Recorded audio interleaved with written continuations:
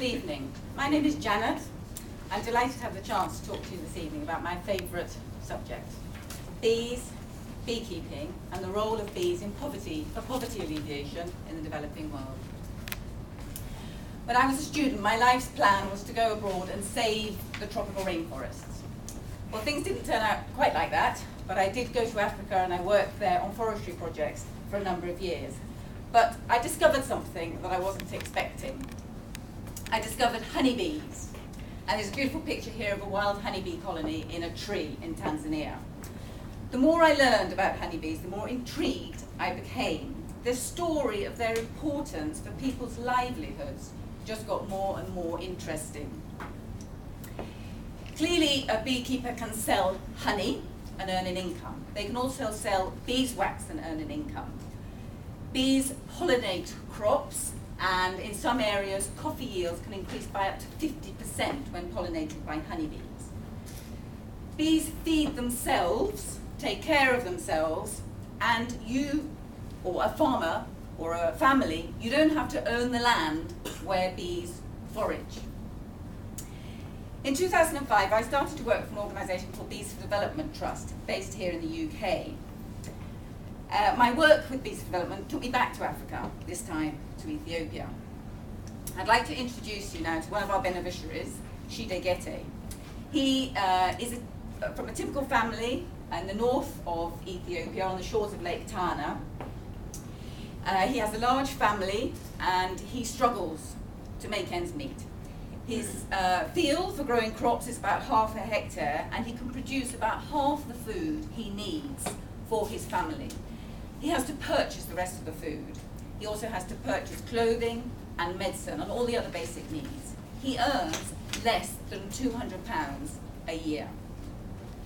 His biggest fear, his greatest worry, is his children's education. If he can't make ends meet, then he's forced to send his children out to work, tending other people's cattle. Then they can't go to school. When that happens, their chances of a prosperous, better life are ruined. Shide was desperate to earn extra income. He joined our training program in 2013, our beekeeping training program. He already has some experience of keeping bees. He was using simple hives, which have some practical disadvantages. Through the training program, he learned how to make simple, effective, practical hives from which you could harvest honey without wasting honey. We always, at the absolute heart of Bees for Development, what we do is giving knowledge. We want to empower people with capacity. We do not give equipment. We're not interested to give and donate hives. We know that giving equipment donates donor dependency. Let me also introduce you to Mitin, a single mum. She's trying to feed and clothe her children on her own. She needs more income, but she doesn't need more work. Beekeeping is possible for her. Beekeeping is sometimes called the lazy man's, or the lazy woman's, in her case, job, because the bees do all the work. They collect the nectar and turn it into honey. This is Shide's honey harvest. He sells honey and beeswax in the local market. This income that he's earning is sustainable. He earns it year in, year out. There are no environmental downsides. It's all positive. No deforestation, no agrochemicals. To deliver this training, we set up a beekeeping centre run by a local beekeeper who's passionate about training, Tilahan Gebe. The centre delivers all the practical skills that a beekeeper needs in order to make a profit. Our goal is to increase annual incomes by 40% a year. Last year, we exceeded that with a 42% increase of the beneficiaries who took part in the programme. I'm going to hand over to Susie. Thank you, Susie.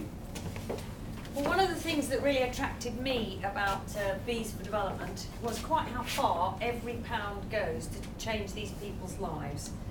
It costs us £180 on average to train one beekeeper to the point where they're making a profit. But this, we find, goes further, because their inclination is to cascade their learning. They involve their family, their children, their neighbours in their beekeeping. And this is great, because we don't have to encourage them to do this. Now, our budget of £36,000 will allow us to train 200 beekeepers, but of course, the more we raise, the more beekeepers we can train. Now, another of the key selling points for me was just how scalable this is throughout the developing world.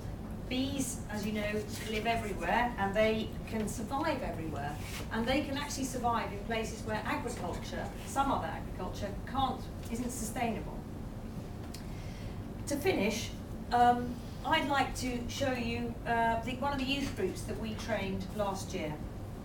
Now we're next year planning to train 100 people like this. Their problems are the worst because they have nothing when they finish their education, no money and no land. But if we give them lifelong skills in beekeeping, then it gives them a real chance to stay in their communities and to support themselves and their future families. So